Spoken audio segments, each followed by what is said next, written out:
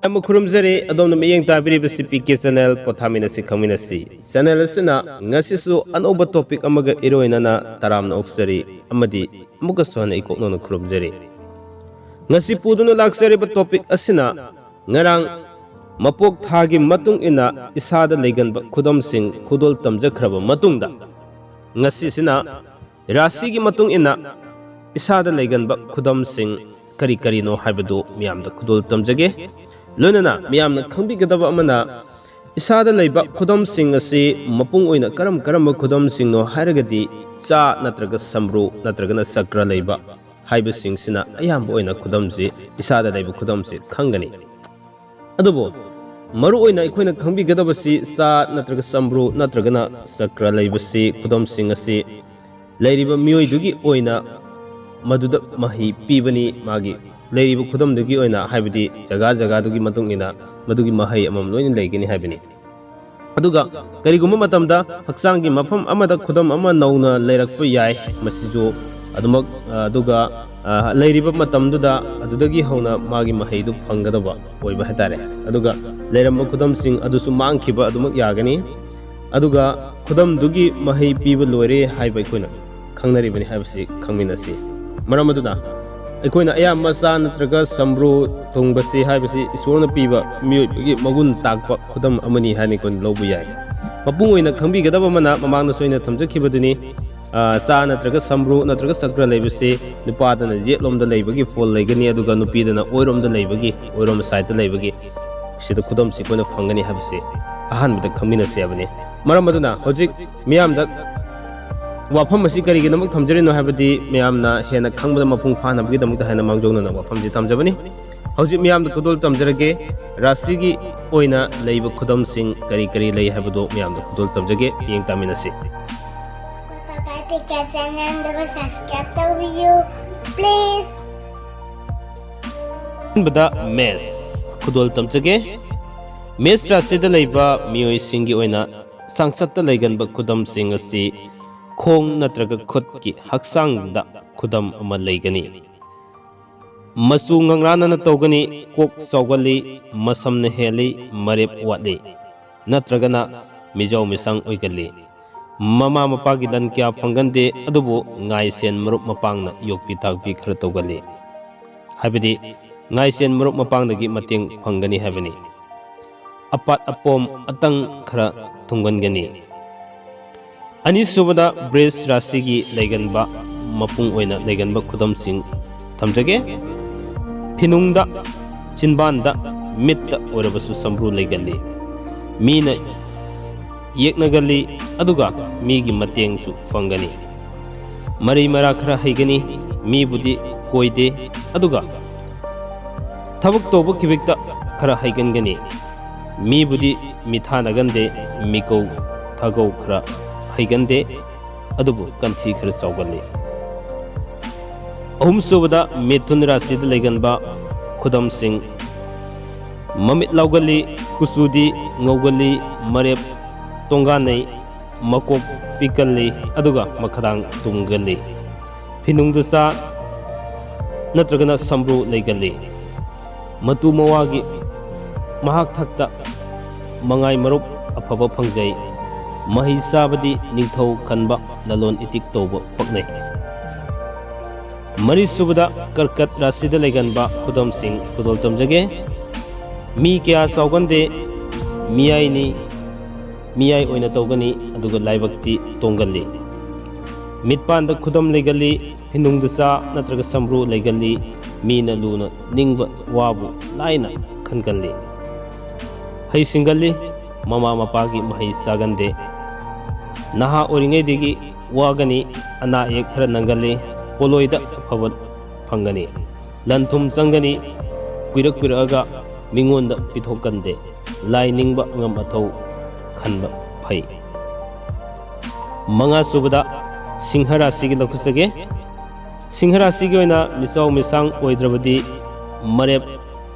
Tendrang Nagani Kuyada Lesin Basakra Legali Aduga Pinungda Sa Natraga Sambru Legali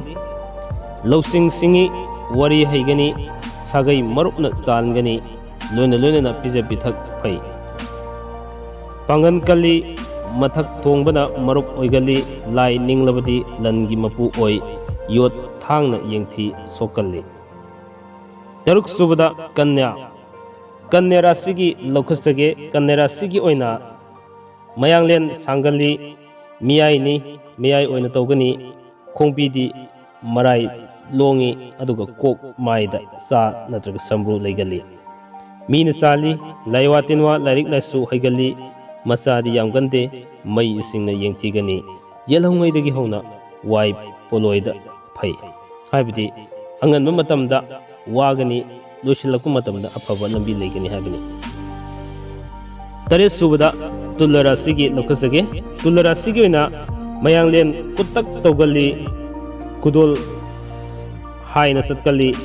chaw sangi pinungda khudam ama leigali phina khumba Hakchangda sa natraga samru thungali.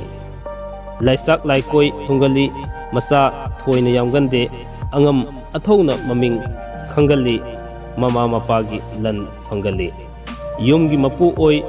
makhut masa higali sada landa mai pakali. Mai wasabsu higali manung mapandi naigali angam athona khanba mahi sagali. Nipan subada brisik lokhasage Brisik Rashida Leiganba Khudam Singdi Masinban Kanglap Tawgali Aduga Masu Ngangali Khutta Natraga Finungda Sa Natraga Samru Leigali Mapangana Nungai Lingjen Kali Aduga Napal Di Wangi Maruk Farabadi Mapam Pangjay Aduga Angam Athau Khanba Lining Ba Phai Mina Tungda Ngangnay Mangdadi Ngangnaba Ngamde Athum ahau pamgali mama mapagi mahi sagande awa nungai animakta nungai bana pami migi makai fangna haiba hai aduga naha oiringaida ana ayek yami aduga angauba angangba yaidi paknagani loina na narabadi lokki leina ngaksam marigi anhaba oigali. Mapan subada Dhanu Rashida Leiganba Khudam Singh Kudol Tamjage Dhanu Rashida Leiganba Khudam Singh di mapung oina mangak sangali mayang sangali nakong phangali maya saugali sinban su saugali marup afaba fangali sagai gi ahlaman masak khangali mina luna sana tawgali tungda yengthigani aduga sem saba Isai nongmai jagoi paknai sasan loiba iba maibagi thabakna singba kayama hekta paknagali khajitang penbada yamna haraugali kosi thangba wa ngangba hi tapthabadi pame aduga semgat sagatpa pami lingjen fai mathak thongba singda thaksi khasi khangna sali awa ana khangbadi kaya ngamde narabadi pukki mari matang leina oigali. Tara subada Makar Rashida Leiganba Khudam Singh Kudol Tamjage Phaigal khar saugangani manam hulle maru lukna satkali saudam sangdammi masinban kanglap tawi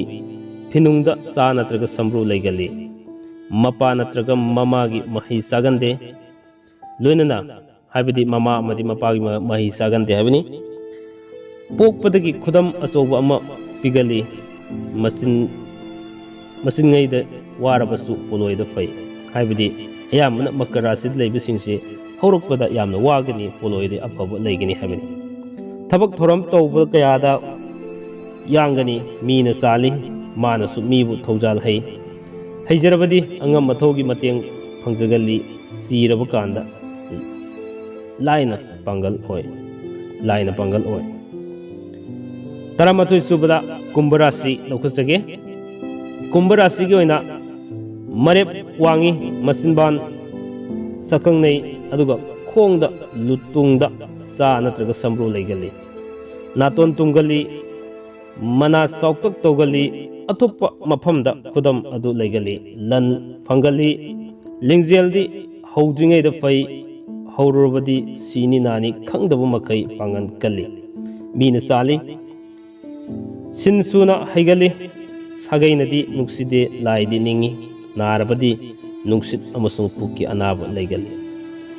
ngasigi thamjariba topic asigi rasigi matung ina leiba khudam sigi aroiba rasida minna rasida leiganba khudam sing kari kari no hariba targadi marepti lepyai nei wangna sawna satli khazai jet oi khori ahumda sa natraga samru leigali puktusu khudam leigali khuyada sakra leigali marau singna pangal oi makhong panba sagaina paknei aduga angam athawna sangali mapuk tapi ngang wasakpa hei harau kumai di panggali khongda laitung tungali lai ninglabadi mahai fangali poloida mi afaba marup oiduna nungaiba kaya fangali sagaina sakhangba mi aibadu oigani asumna ngasigi thamjariba rasigi matung ina leiganba khudam sing kari kari no haibasi matang aswaida loisinjage